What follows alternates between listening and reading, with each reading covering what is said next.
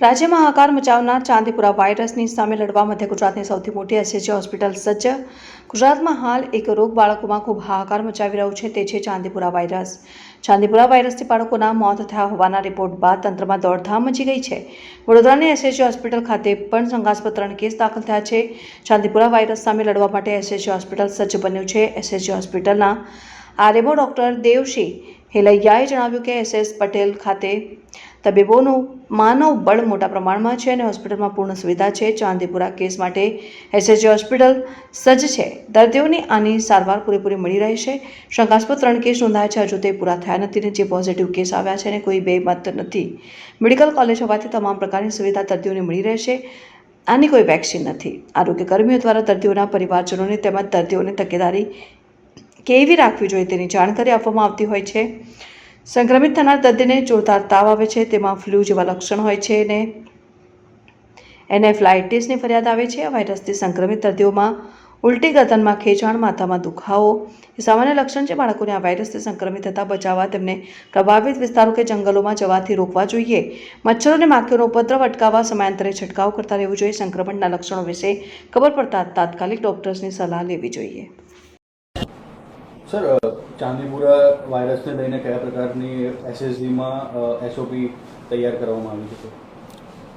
ચાંદીપુરા વાયરસની જે બીમારી હોય છે એ પીડિયાટ્રિક ગ્રુપમાં થતી હોય છે અને એસએચજી હોસ્પિટલમાં તો હંમેશા દરેક બીમારી માટે તૈયારી હોય જ. આપણી પાસે તબીબોનું માનવબળ બહુ મોટા પ્રમાણમાં છે અને એવી રીતે હોસ્પિટલની સુવિધાઓ પણ છે. એટલે જે પણ આવા કેસ આવે એના માટે આપણે સજ્જ છીએ. એટલે જે પણ કેસ આવશે એને સારવાર પૂરેપૂરી મળશે. હાલ કેટલા કેસીસ છે? અત્યારે સસ્પેક્ટેડ 3 કેસીસ છે, હજુ પ્રૂવ થયા નથી. કોઈ મૃત્યુઆંક ના, કોઈ પોઝિટિવ કેસ આવ્યો હોય ને એનો કોઈ ડેથ નથી. એ તો સારવાર અમે અહીંયા કરીશું ને, અને આરોગ્યના જે બધો સ્ટાફ છે એ પ્રમાણે એ ફિલ્ડમાં એ કામ કરશે અને એ લોકો બધી સલાહ આપતા જ હોય છે. સર, અલાયદા કઈ વોર્ડ તૈયાર કરવામાં આવ્યું છે? ના, જે પ્રમાણે દર્દી આવશે અમારી પાસે છે જ વ્યવસ્થા બધી. મેડિકલ કોલેજની હોસ્પિટલ હોય એટલે તમે જે કહો છો એ પ્રમાણે દરેક ટાઈપની બીમારીના અમે વ્યવસ્થા કરતા જ હોઈએ છીએ. જે પ્રમાણે જરૂરિયાત પ્રમાણે એ પ્રમાણે બધું ઊભું થઈ જતું હોય છે. અમારી પાસે છે સુવિધા બધી. સર, કેવી રીતે આ વાયરસ ઇફેક્ટ કરે છે? એ તો તમે જુઓ કે એની જે ટ્રાન્સમિશન છે એ સેન્ડ ફ્લાયથી થતું હોય છે અને પીડિયાટ્રિક ગ્રુપનું થતું હોય છે. તાવ, થોડો શોર્ટ ડ્યુરેશન ફીવર આવે અને પછી છે તે મગજ ઉપર અસર કરે અને ત્યારે એને ખેંચ આવે, જેને કન્વલ્ઝન કહીએ, અને પછી ત્યારે થોડું એમ લાગે કે હવે સિરિયસ બન્યું. બાકી તો હેડેક થાય, વોમિટિંગ થાય, એવું બધું થાય એ પ્રાઇમરી સ્ટેજમાં હોય છે.